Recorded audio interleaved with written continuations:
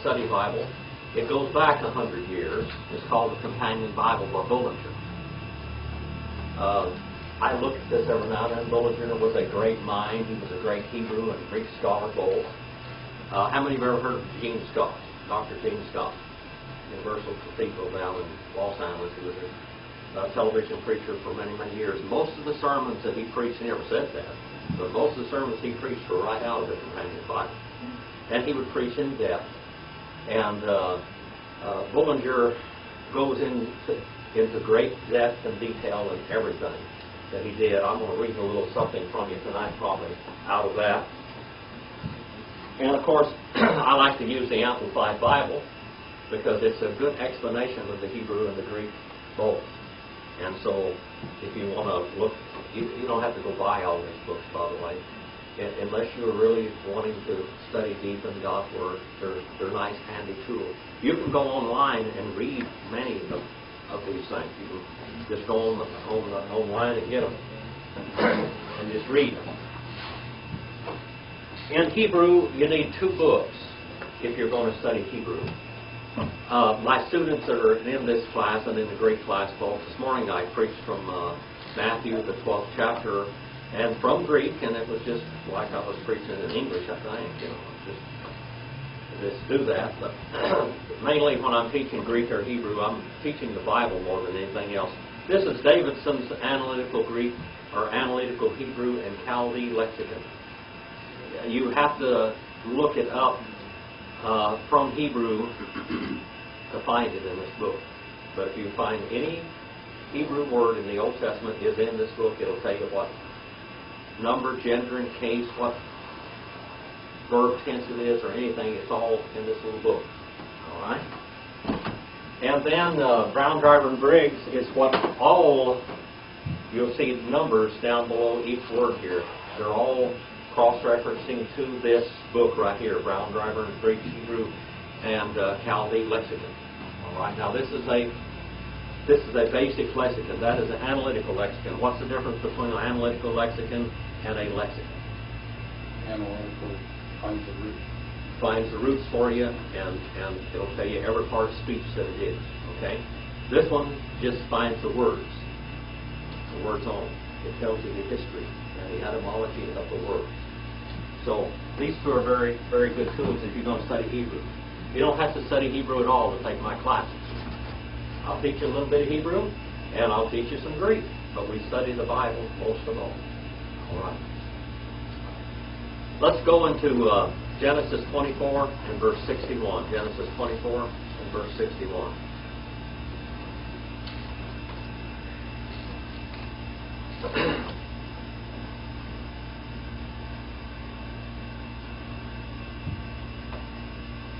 Anybody? Brother Roger, can you read that word? Watagah. All right. Watakan, and then Rivkah. Rivkah is Rebekah. All right. We're going to read the Hebrew, and then we'll go back and translate it. And we na a rotiha. All right. Wa tir kov na. Here's one's a lot easier. All right, that's good. And then ha, ge, ma, lim.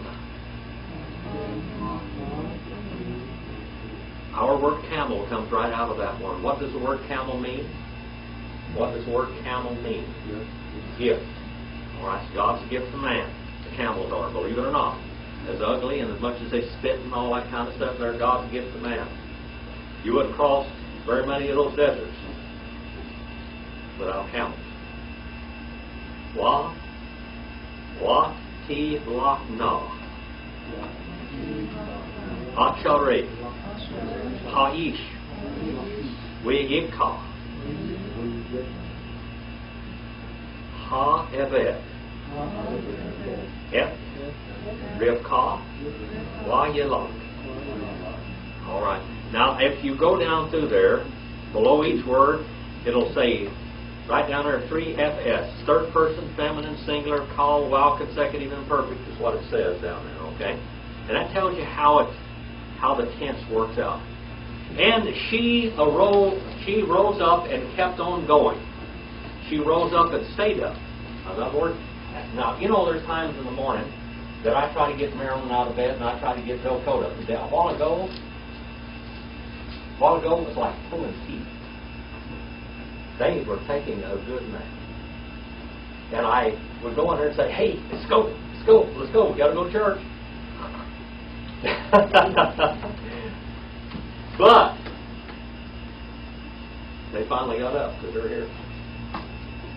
She rose up and stayed up.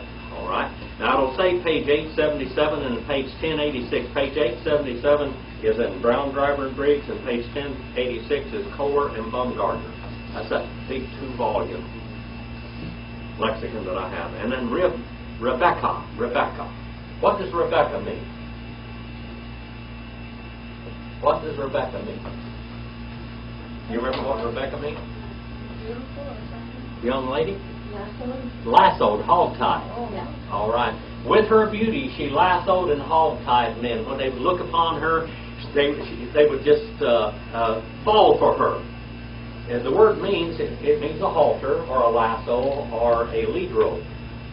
And the fatted calf, they would take the fatted calf and they would tie the rope around it and put it in a stall and keep it tied in the stall. And that's what Rebekah means, is to tie up.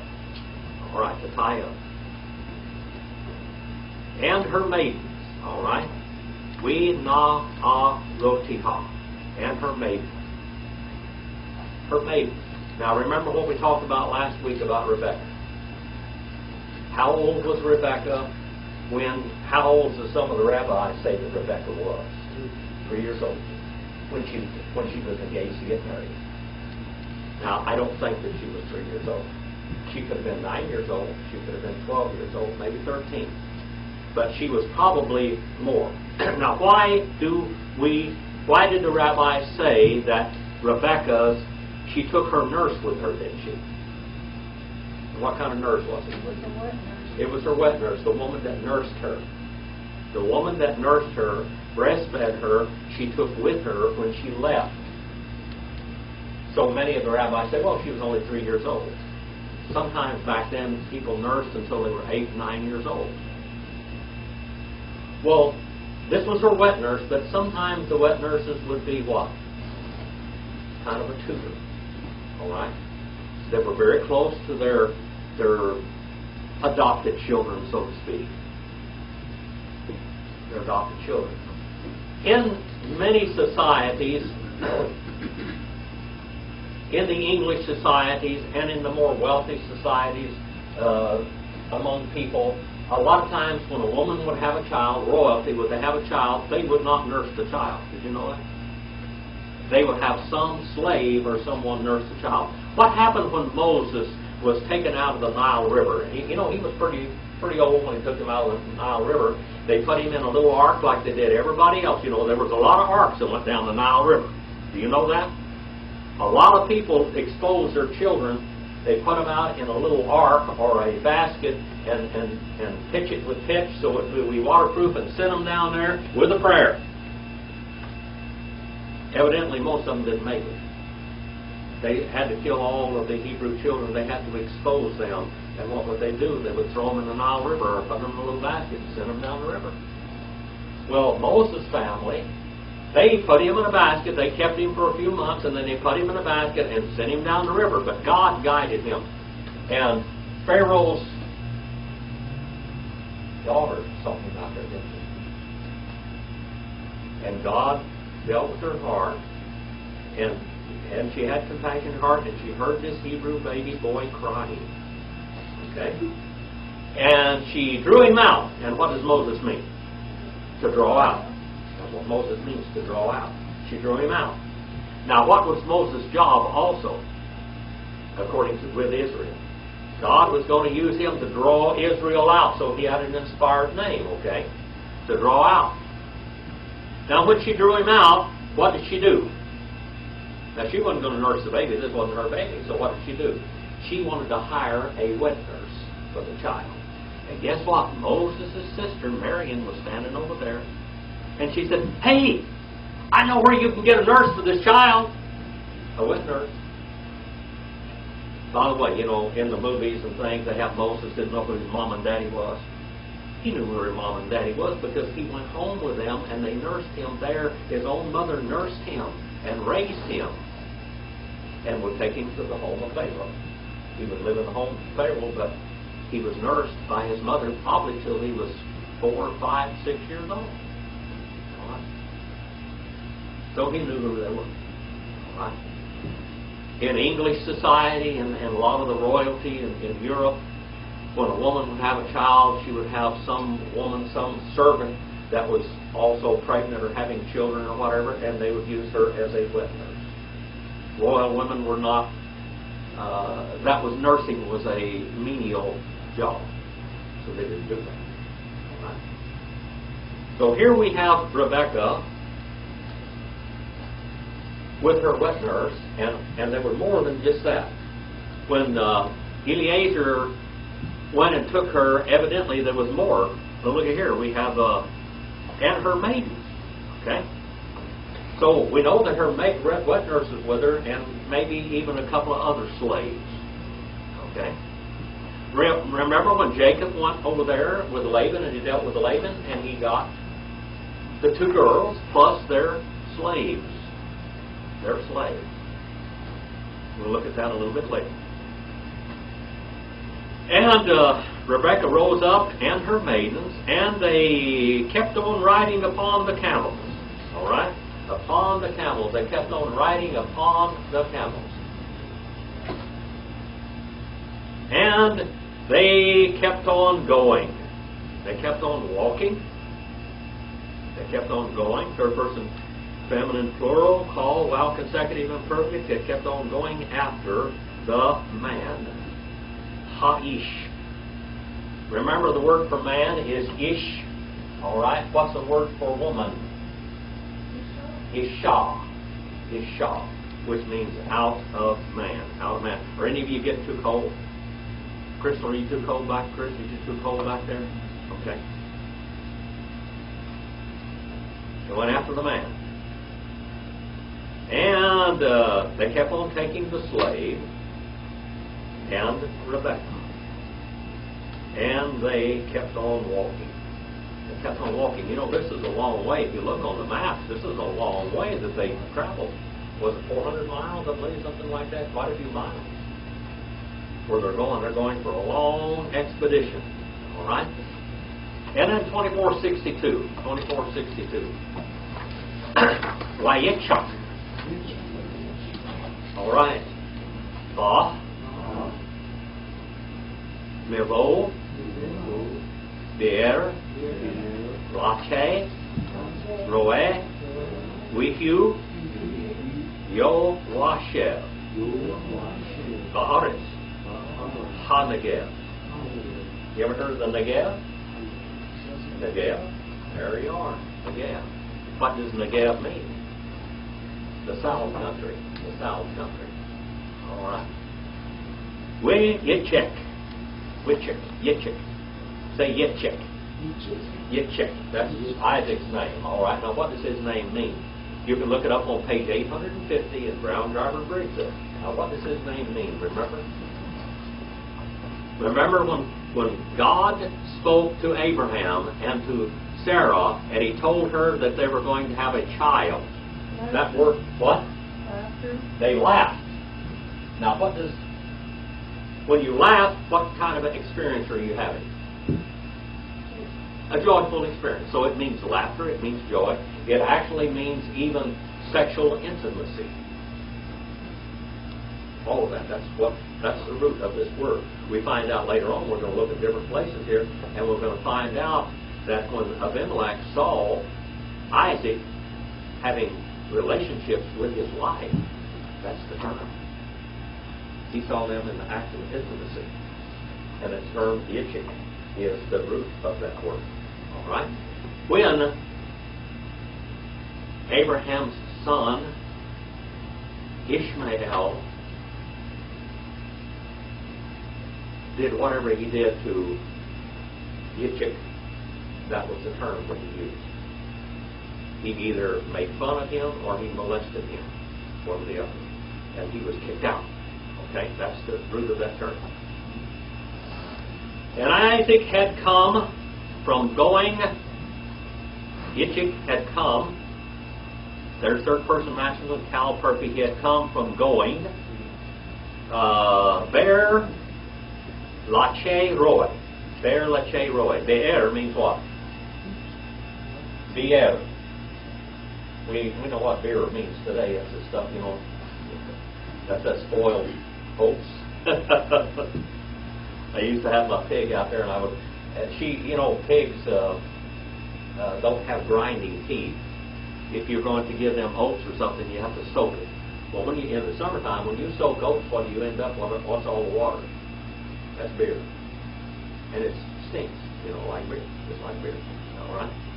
Beer means water. Water. All right? A spring, a flowing spring, okay? Beer, lache. This means the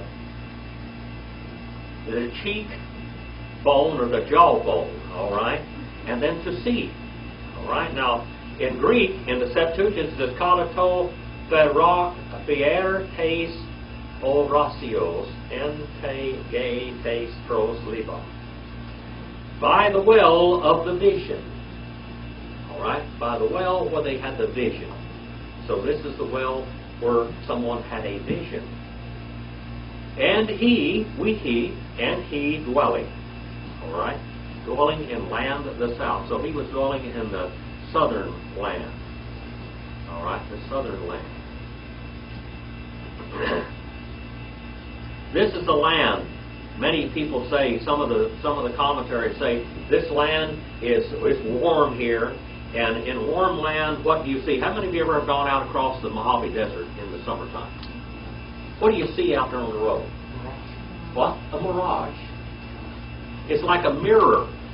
The land will actually, the ground will actually, there will be a mirror image of the sky, which looks like blue water out there.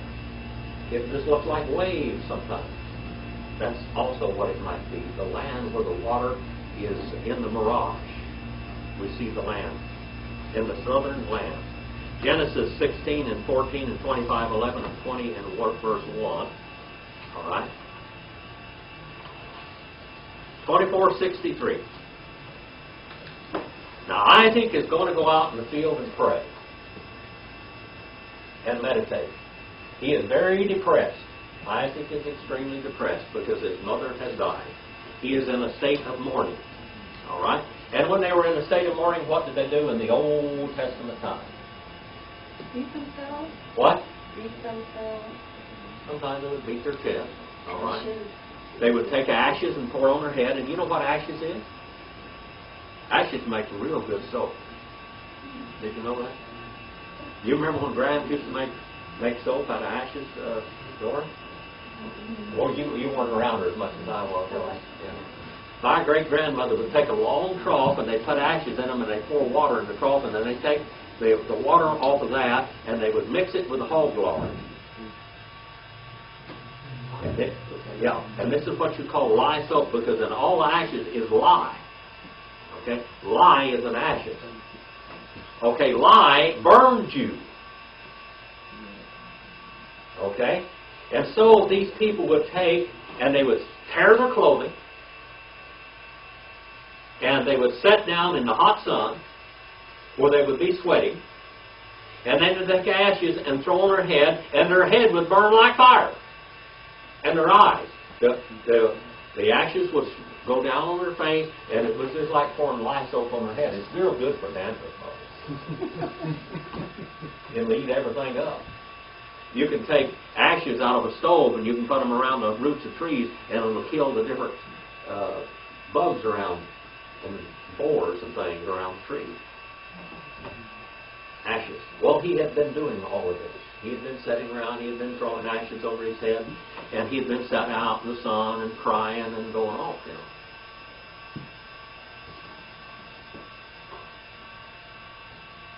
Why? Yitzhak, La Suach, La Sadeh,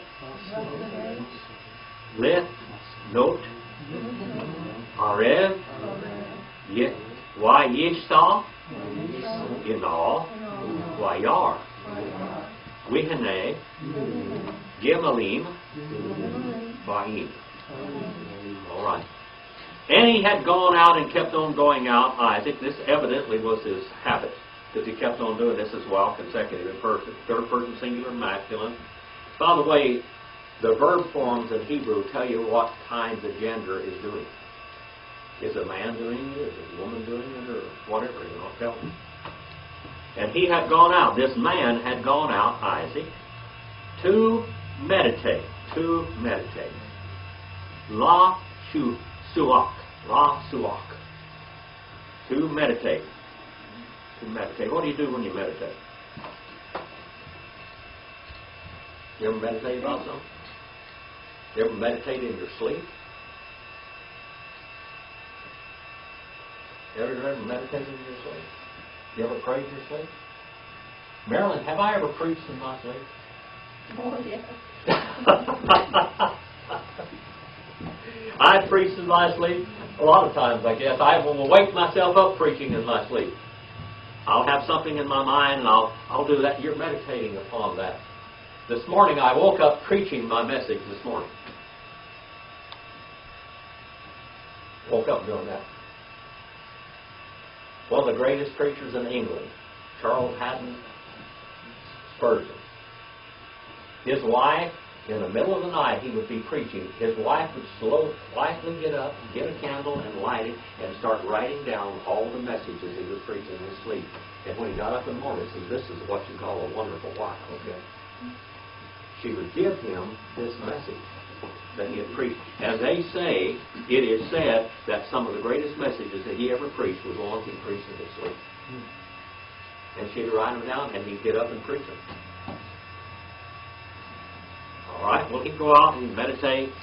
A lot of times people will go out in the shade, go out underneath the tree and take a nap.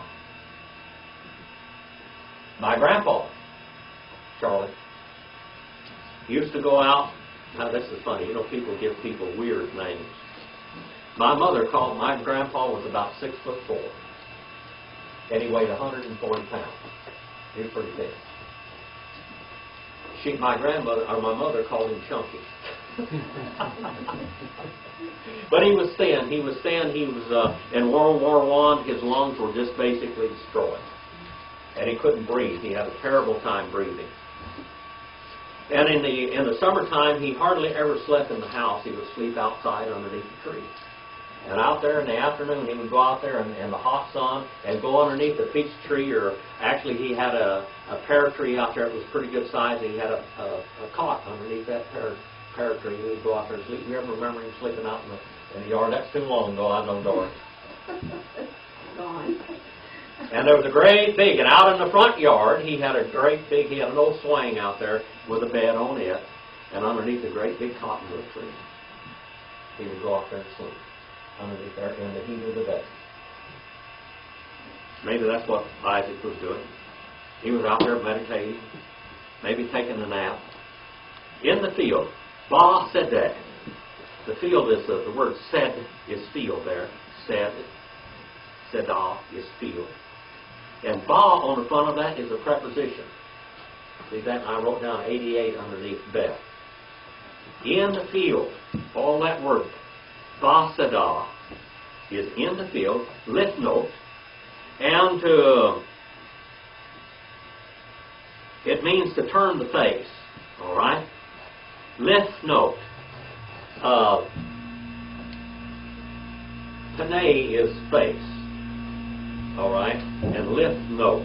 He turned his face, to turn the face, all infinitive, to evening. And it was approaching evening. And he raised up, and kept on raising up. He was looking.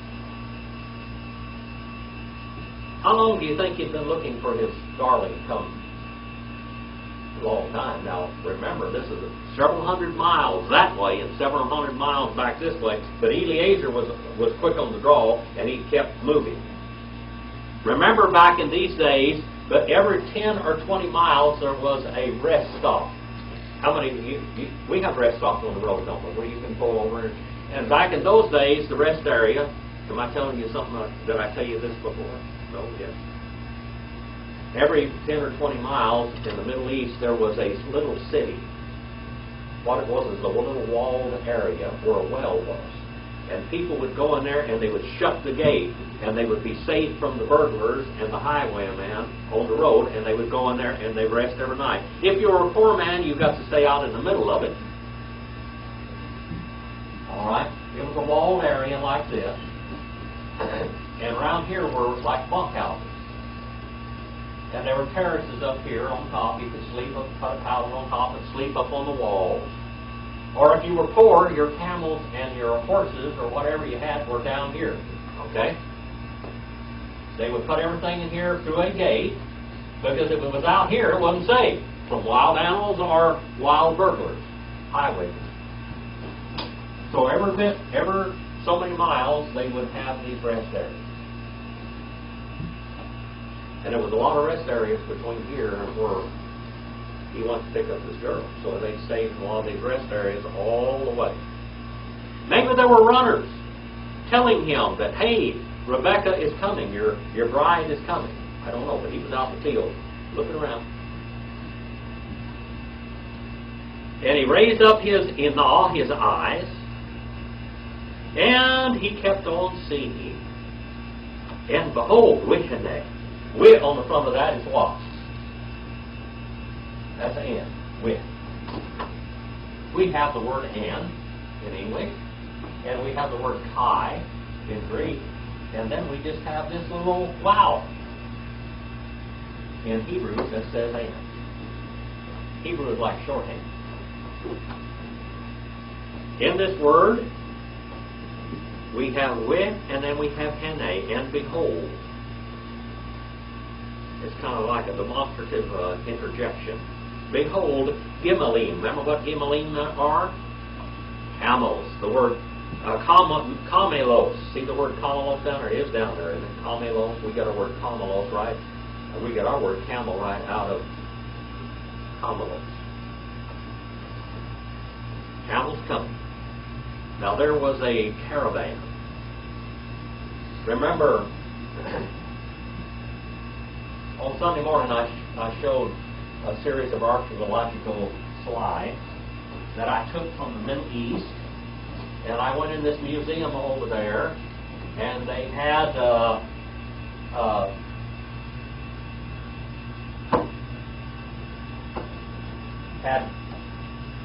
like stuffed camels and or ceramic camels, and they had these.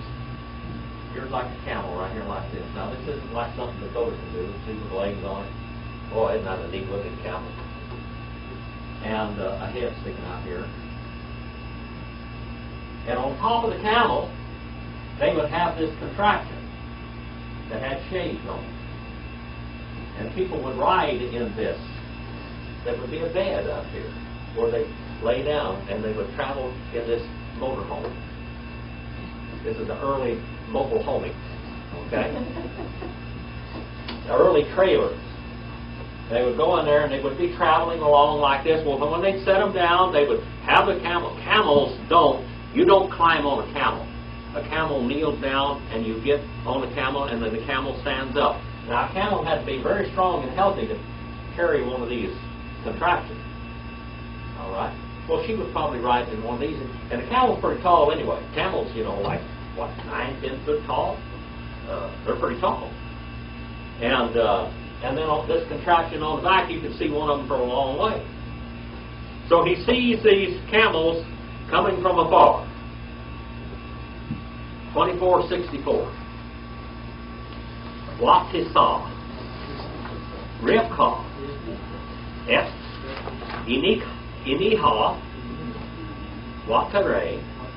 Et. Yichek. Watipo. Mial. Hagamal. All right.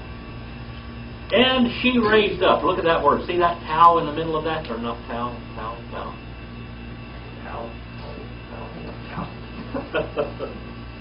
I get my Hebrew and Greek mixed up again. Remember one letter, Aleph and Tau. All right? And that's what tells you it's a fifth feminine. Third person feminine, singular, cow, wow, consecutive, and perfect. And that she saw Isaac. F is the sign of the direct object. What's the Greek equivalent to that? Ace. What's the idea? Give me the grammatical idea of it. Extension or limitation of thought or verbal action. Action is going that way. Okay? And she saw the action went right straight to Isaac. And she sprang down. She jumped down. She jumped down. She didn't wait for the camel to get down. She jumped down off that camel. She jumped down and kept on staying down. Third person feminine, singular, cow, wow, consecutive, imperfect. That comes from nephal. Nephal. See that word nephal? What else in the Bible comes from this word nephal? Nephal. Nephal. Think about nephal in the Bible. Nephal. It's a term that's used in Genesis, the 6th chapter. And in those days, the Nephilim were upon the earth. The Nephilim means what? What is the fallen ones? The fallen angels. The fallen angels evidently cohabited with women, and they raised a race of fallen ones. We find out later on that David killed one of them. What was his name? Goliath. And he was a little bit large guy, wasn't he? Big guy. All right. Nephal. That's what the word comes from there. Nephal. Right? And she jumped down, and she fell down from upon Ha-Gamal, the camel. Look at that word ha on the front of that. What does ha mean? That's a definite article. To hieristikon arthron in Greek. It's like to, a, or to. In Greek, there's a masculine and a feminine and a neuter definite article. In Greek, you just have that word right there. That's it. It takes all the shorthand, okay? Ha.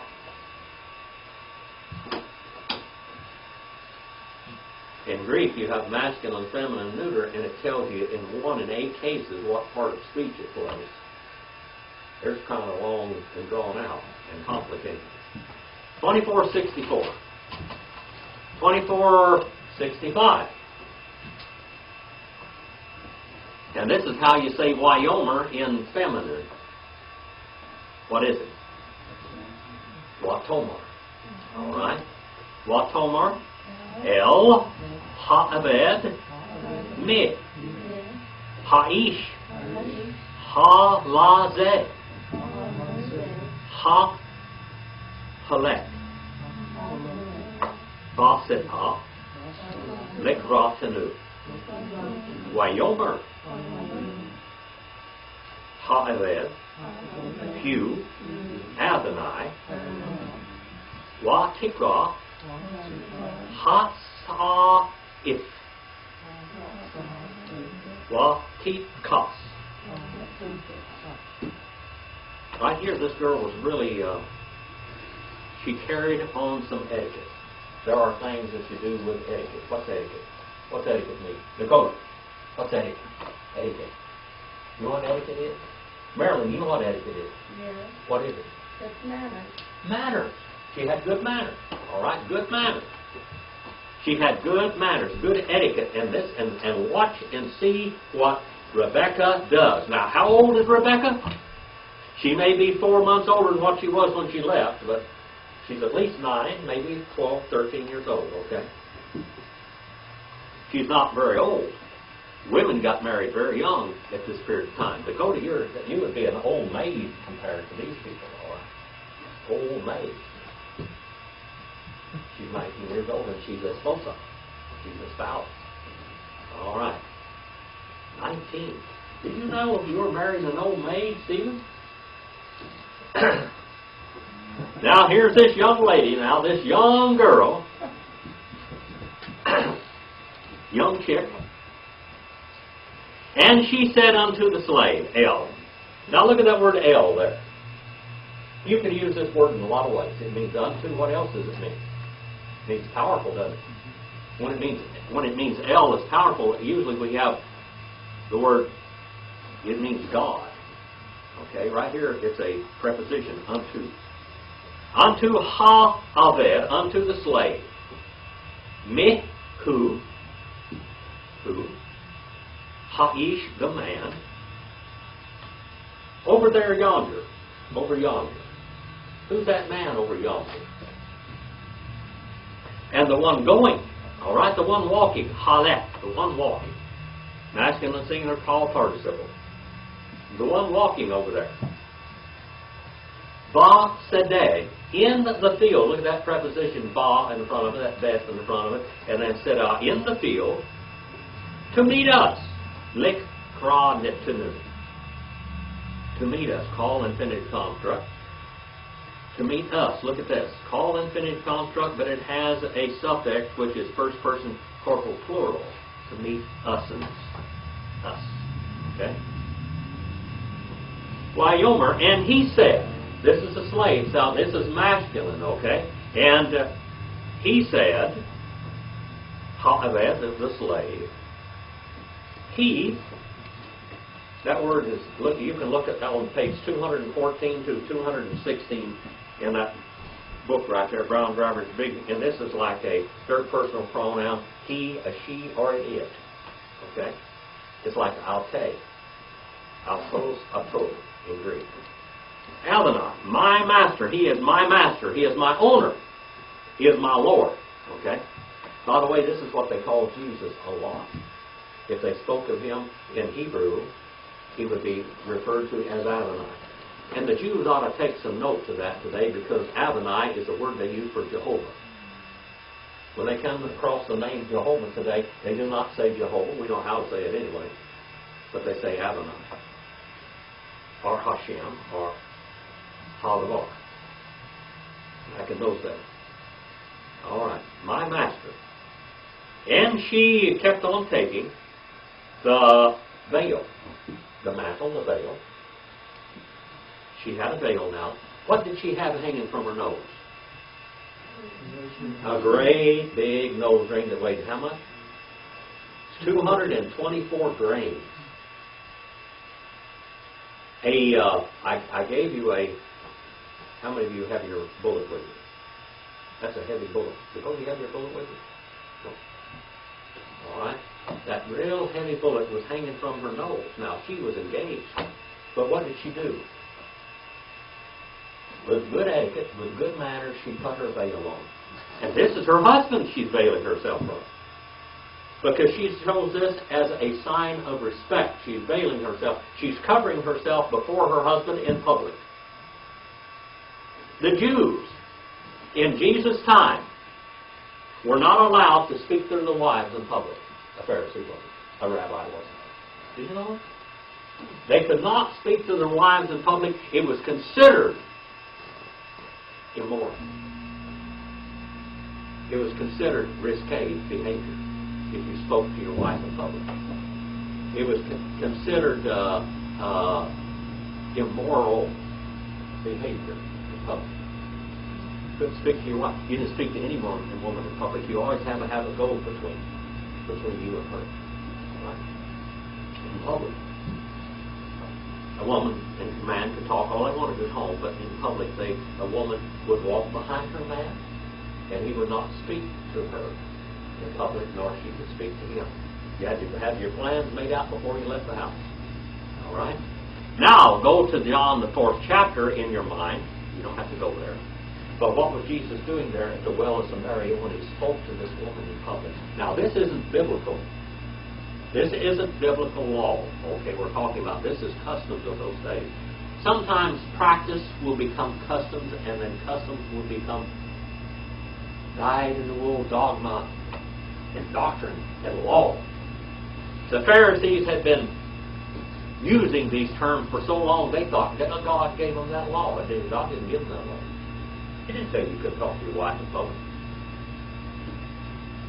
He didn't tell you any of these things like that they practice. He didn't tell you couldn't walk on the grass on the Sabbath. Israelites spread grass seed around and sowed. Jesus was talking to that woman at the well of Samaria, and when his disciples came back, they were very upset with him. Did you know that? Why did he talk to this woman? And she is a woman of ill repute. Of ill repute.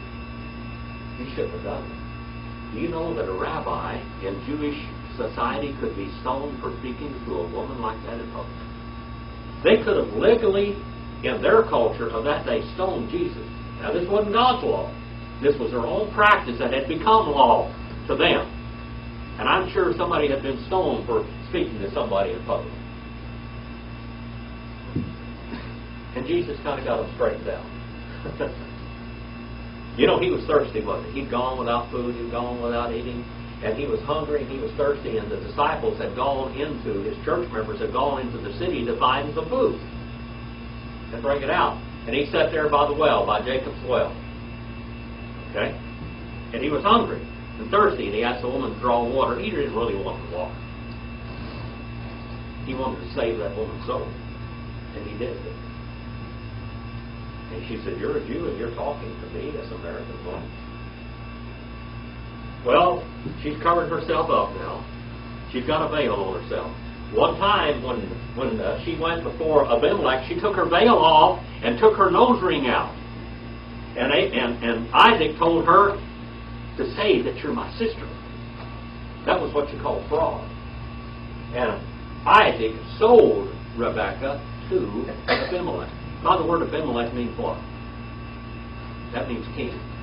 You know, Abraham had sold Sarah to Abimelech also. That was a king among those people. But whoever the king was, he was Abimelech. And Abimelech gave Isaac some money. He said, "Go buy yourself your wife some clothes and put a veil on it. Put a ring in her nose. So she'll know, people will know that she's married when she goes out in public." It was fraud. Why sapar? Ha iver. Li yechek. Et. Call. Ha da. De barim. Asher. Asaf. Now, we have the word safar here as the root of this word. Third person, masculine, singular, PL, while consecutive, imperfect. And he kept on relating the slave to Isaac. He kept on relating. He kept on telling him, he kept on telling the story of the slave to Isaac. All the hadabarim, all of the things, all of the events in order. All of the events in the pattern in which they had happened. That's all in that word right there. Here we have the word davar, that's the root of it, which means what? Word, fence post, soldiers, whatever in a line. Okay? They're all in a line. All, called is all. All of the things and events that had happened, which Asher, Asah, he had done. Third person masculine, singular, how perfect.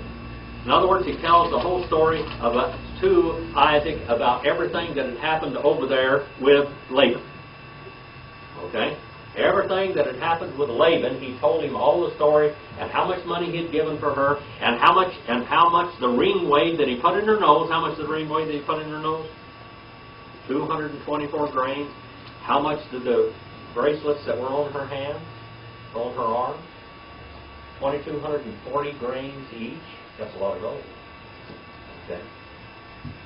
He had placed this upon her as her wedding rings. Stephen, if you went down yesterday and got that engagement ring, and if it weighed 2 times 2,480 carats of gold, grains of gold, and that ring, little ring you put on her finger, how much do you think that this was worth in today's market prices? How much is gold today? About $1,700 an ounce. A lot more than a cent.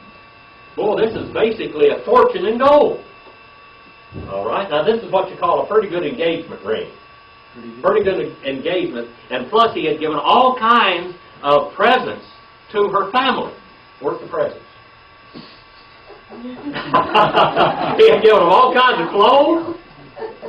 Given them all kinds of clothes and precious oils, olive oil, dates, pistachio nuts probably, maybe even manna. Manna, what does manna mean? Manna. What's manna mean? Manna. Manna. There was a natural manna over there in those countries, wasn't it? Manna. What was it? What is it? It's like a sap that comes off of these tamarisk trees, Isn't and it's that real sweet like honey. That was a real rare commodity. It only came out in just a few months of a year, and it would be like dew in the morning. It would fall, and people would put cloths and skins and everything underneath these trees, and they'd get it. And I mean, that stuff was like gold. All kinds of beautiful silks and fine clothing and wool. Probably shoes. I haven't got shoes yet.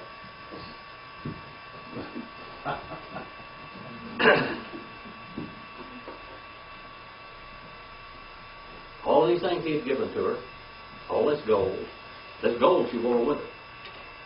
Now a woman wore her dowry on her, didn't she?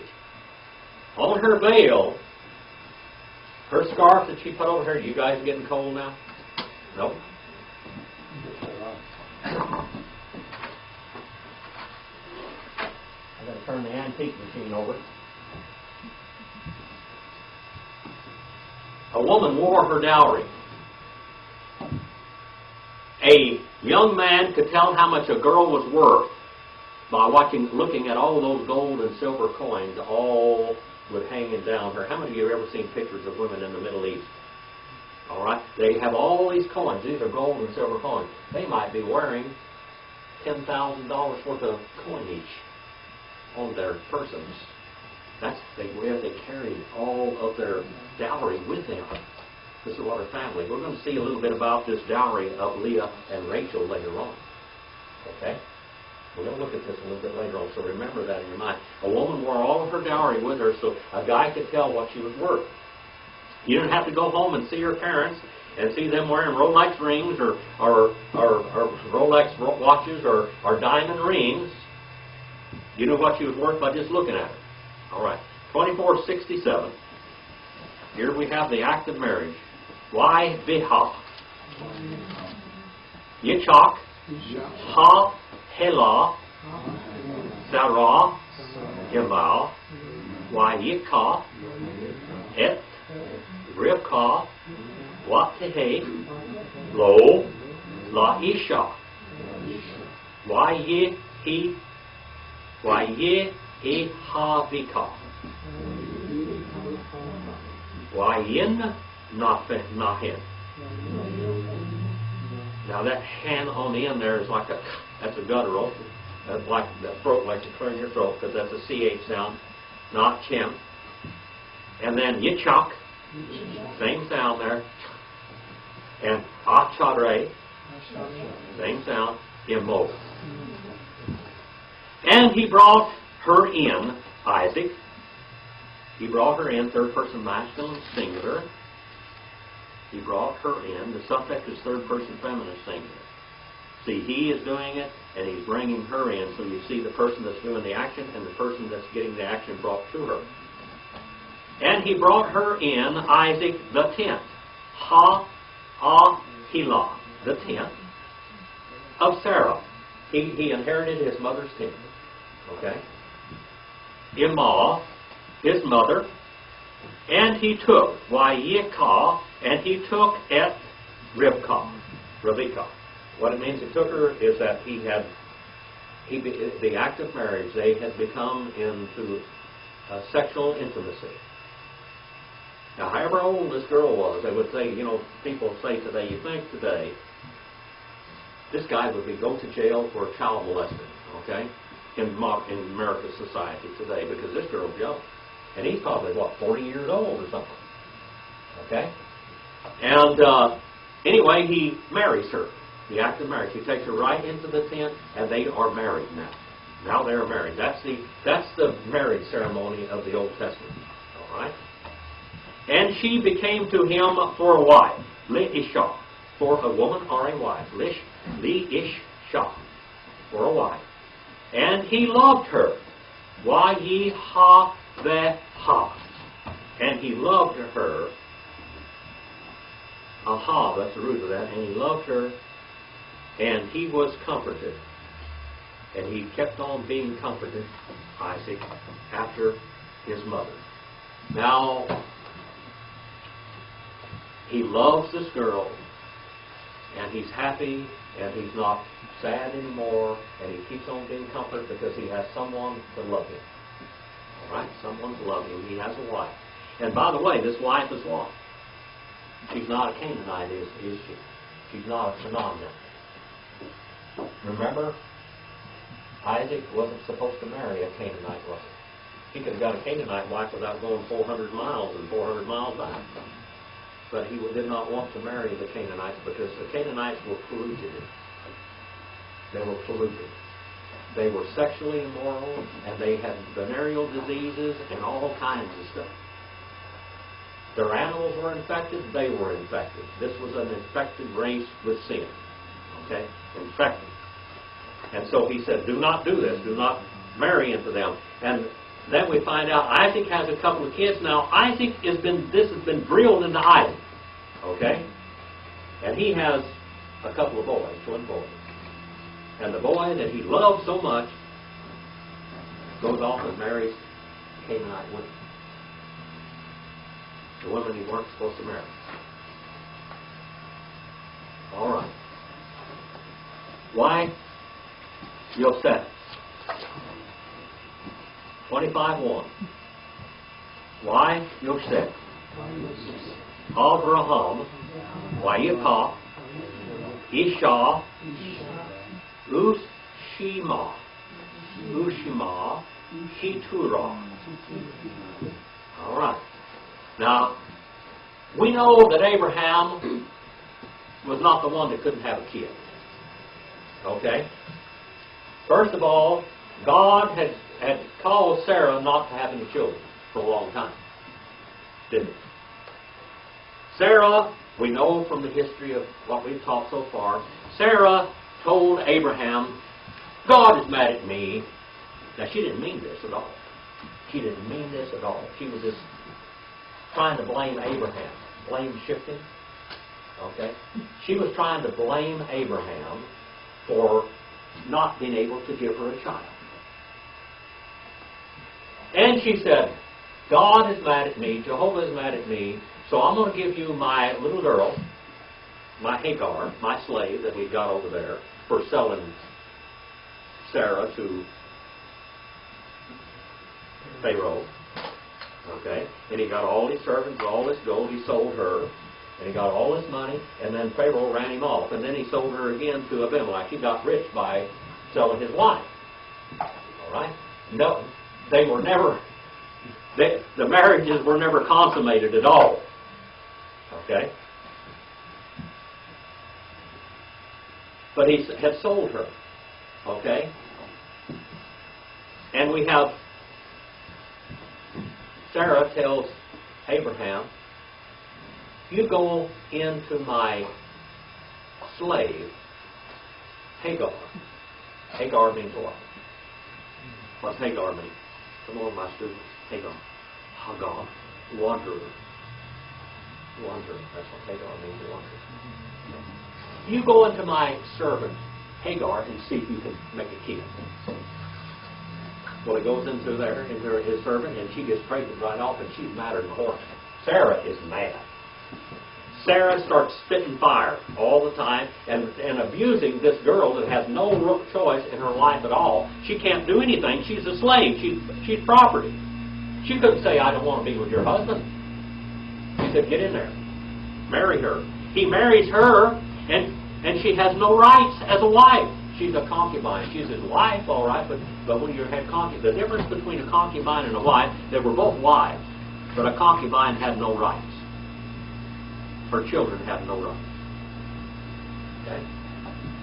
Well, So she has Ishmael, and God tells her, Jehovah speaks to Ishmael, to Hagar, and says, go on back, name the child Ishmael, because I have heard your prayers. Just go back and put up with that hateful Sarah. And Sarah means what? Sarah means what?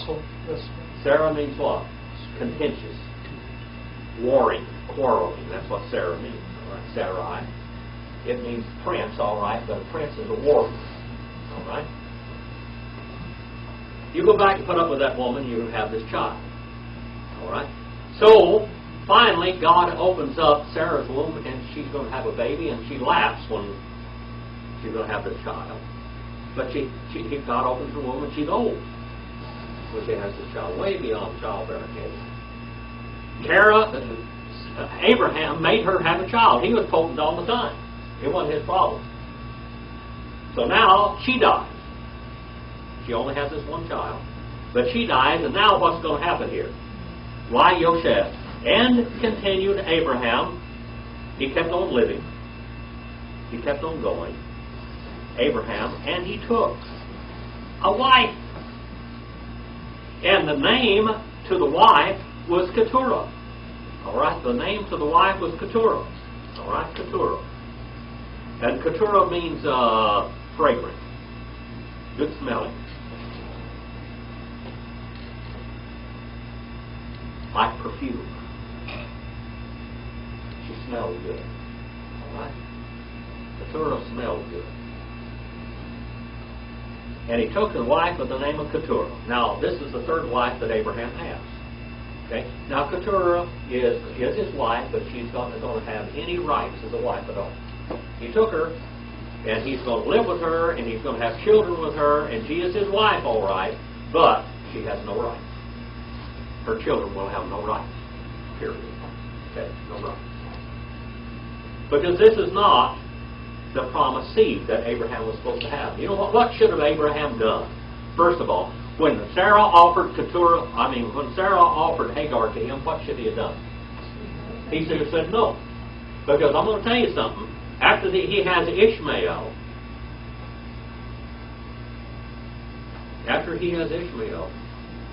from there on is when the Middle East War started. When he takes Keturah and has children by her, the promised seed is going to have nothing but warriors against them of Abraham's children. Now he marries Hagar, which is what race is she from? Come on, what race is she from? Ham, Shem, or Japheth? She's a Hamite. And he marries Sarah, and what race is she? She's a Shemite. And then he marries Keturah, and what race is she? A Japhethite. So here we have Abraham having three different wives by the three different races of mankind. So he's the father. Almost everyone in the Japhethites and the Hamites and the Shemites are related to Abraham. If you took your DNA, you would probably find out it goes back to Abraham. If you're a Japhethite. If you're a Hamite, same thing. And if you're a Shemite, absolutely. Simple as that. Here are the three basic races of mankind, and Abraham is a father of men in all three races. 1 Chronicles 1:32 and 33. Someone go there. 1 Chronicles 1:32 and verse 33. 1 Chronicles 1:32 and 33. That's in the Old Testament, you know. 1 Chronicles. Are you over there, young lady? Are you there? No. 1 Chronicles, what is it? 1 Chronicles 1:32 and 33. 1 Chronicles 1. What is your name, young lady? Sharon. Sharon. What's a pretty name? The lilies of the valleys of Sharon and all that. All right. 1 Chronicles 1:32 and 33. 2. Okay, the sons born to Keturah, Abraham's concubine, Nimrod, Jokshan, Medan, Midian, Ishbak, and Shua. All right, these are the sons. Now let's look over here in 25 and verse 2, and that's where we're going to finish for today. Watelet, Lo, Et, Zinnermran. All right? Wiet, Yahkisham. Wiet, Midam. Wiet, Midyan. Wiet, Yishbak. Wiet, Shudah.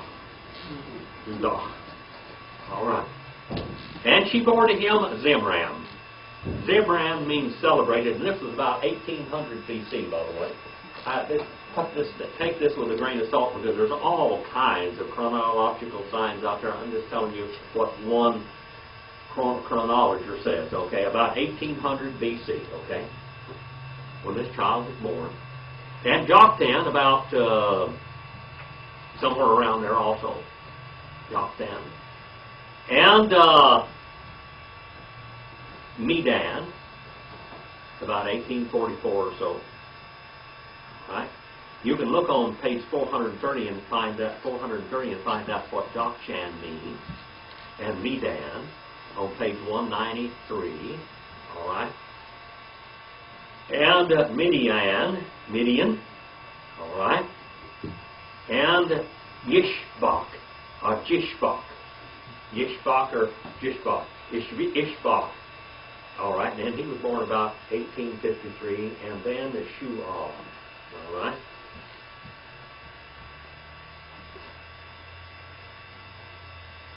All of these boys. Now, these boys are going to be the plague to Israel. They're going to be a plague. So, yes, brother. Is it, he only had boys, or did they only list the boys? They only listed the boys. Now, maybe that's all he had, but it doesn't list the girls. Many times the girls aren't even listed, but it doesn't say anything about girls. If he had girls or not, they're forgotten in history. Simple as that. I can't remember what Jokshan means. Jokshan. On page 430, Midan means judgment. Midian means contention. And Yishbak means free. And Shuah means depression.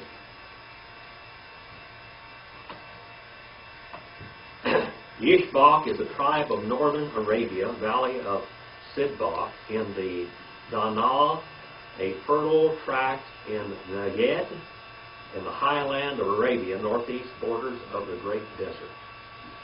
And of course, he was born about 1853 BC. 1853 BC. Do you have any other questions before I turn you loose on the world? What was Medan again? Medan? Yeah, the first one. Oh, Medan means judgment. Dan means judgment, judge or judgment. Remember, Medan means from judge. From judge. What does Keturah mean? Fragrant. Yeah, fragrant. Nice smelling. Nice smelling, fragrant.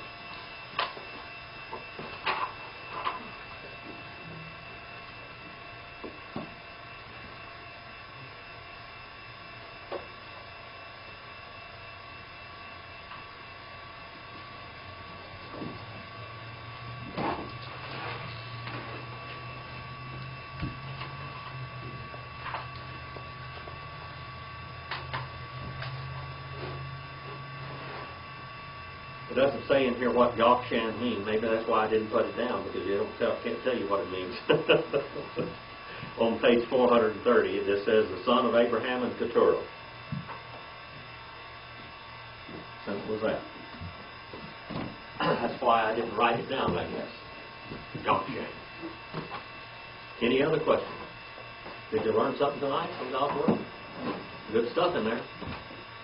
All right, we'll start out on 25 and verse 3 next Sunday night.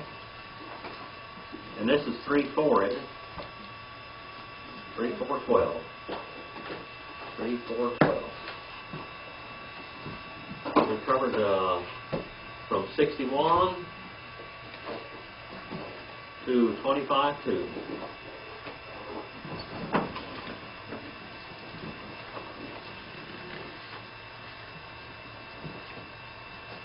We'll go out and do something eternal.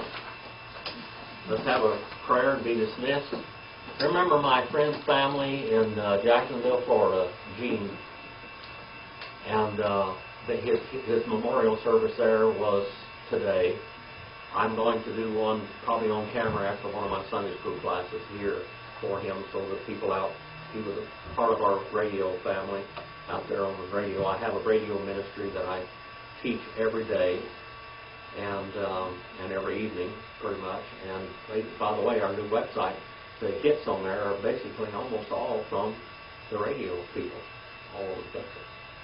And we've been getting about, I think, 600 and something hits a day from it at this time. And I forgot how many. I think 50, the newest are 50 or 60 visits a day. And visits means when a real person goes there, Brother A.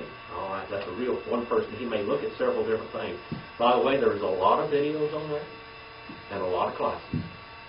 You can go there, and Randall has been working really hard. So remember, Randall, as you do there, remember Brother David Ash. His father, emails, passed away, and we'll be doing the funeral probably this week sometime. Just pray for me as I get ready to do that also, and as we comfort his family and everything. Anything else tonight before I turn you loose? All right. Brother Abe, would you dismiss us in prayer?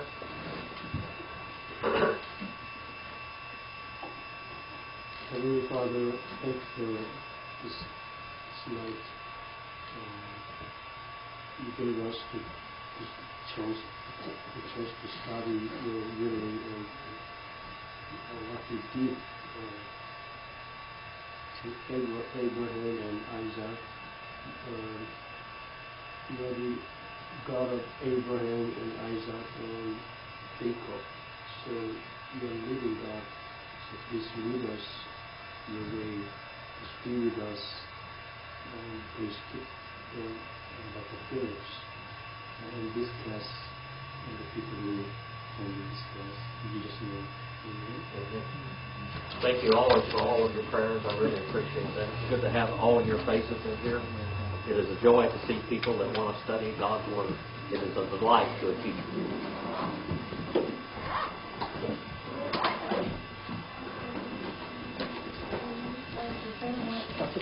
Yes. Very good.